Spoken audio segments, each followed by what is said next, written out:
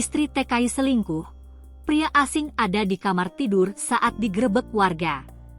Seorang istri di Sampang, Madura selingkuh saat suami kerja jadi TKI di Malaysia.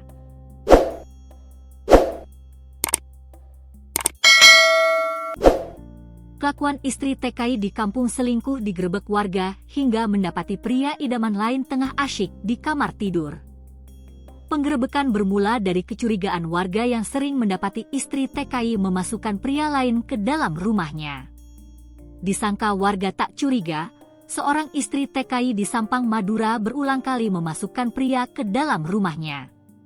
Ia tahu jika suaminya sedang tidak berada di rumah. Karena suaminya tengah bekerja sebagai TKI di luar negeri. Karena adanya kesempatan dan bujuk rayu si laki-laki, jadilah ia kemudian memasukkan pria ke dalam rumah. Berulang kali aksinya itu dilakukan. Sampai kemudian warga melakukan penggerebekan. Saat dilakukan penggerebekan, ketahuan apa yang dilakukan wanita dan pria selingkuhannya itu. Peristiwa ini menyulut kemarahan warga. Alhasil pria asing yang berada di rumah tersebut nyaris dihajar warga.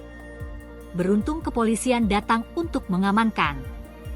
Pria berinisial W asal desa Pancor, Kecamatan Ketapang, Kabupaten Sampang, Madura nyaris dihajar warga di desa Bluran, Kecamatan Karangpenang, Sampang, 16 April 2025, malam.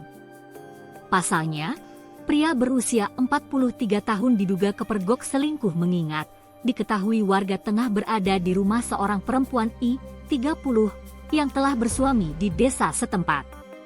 Kapolres Sampang AKBP Hartono membenarkan atas insiden itu, namun beruntung petugas Polsek Karangpenang tepat waktu datang ke lokasi sehingga korban dapat diselamatkan.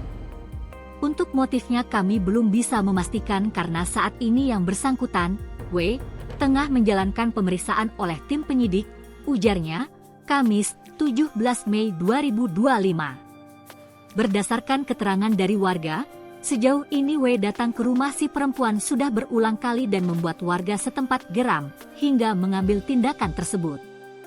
Warga beramai-ramai mendatangi rumah I dan langsung mengamankan W yang pada saat itu tengah berada di kamar tidur.